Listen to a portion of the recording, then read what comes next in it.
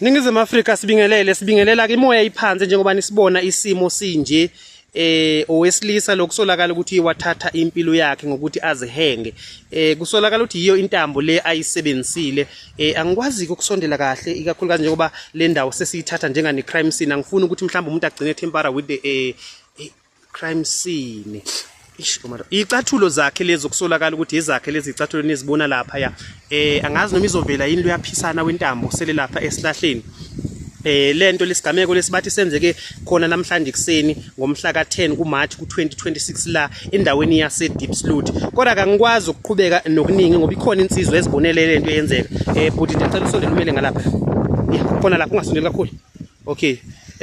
insizwa le yase Zimbabwe Zuripo yabo what happened mfowethu sicela silandise bangiphuma ngize yes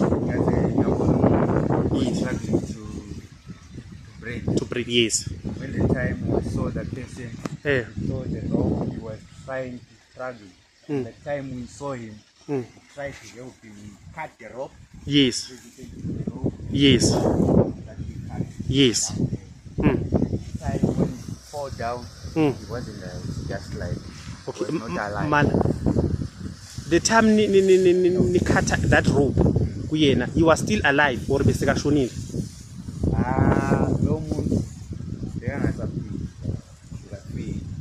but okay yes so iambulance ibizwe ubani ibizwa yini yes or you were not sure ukuthi ushonile or what I was not sure so but mongachaza isimo sakhe manje imfica bikanjani mongasichazela isimo sakhe bikanjani like beka umuntu like wesidode wenzani wesidode wendoda oh mhlawumbe ubebukeka kanjani like ngathi umunyama nyama oh bekayenze okay bekayenzeni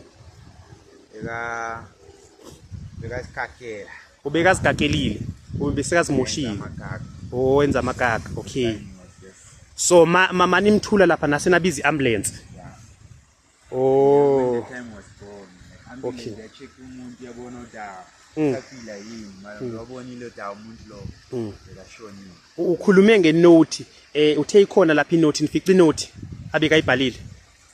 incwadi yes incwadi all right no but mhlambe asibonge kakhulu mputi ngesikhathi sakho yezwa ngabonga yeah Ningizimu Afrika njengoba nibona ke uyachaza ubhuti ukuthi hayi bamfice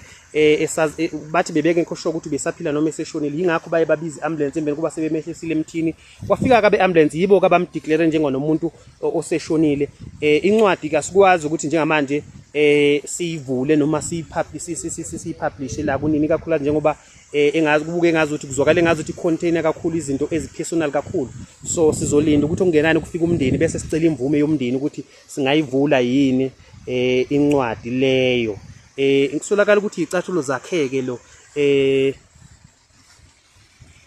mangabe kunesihlobo sakhe sikhona la endaweni yako Diepsloot njalo ungasondela ngoba bakuzwakala ngathi akekho umuntu omaziyo kule ndawo kodwa ke sizolinda njengoba silinde namaphoyisa ukuthi athathe over kakhulu njengoba sekuyindawo le ethathwa njengokuthi i crime scene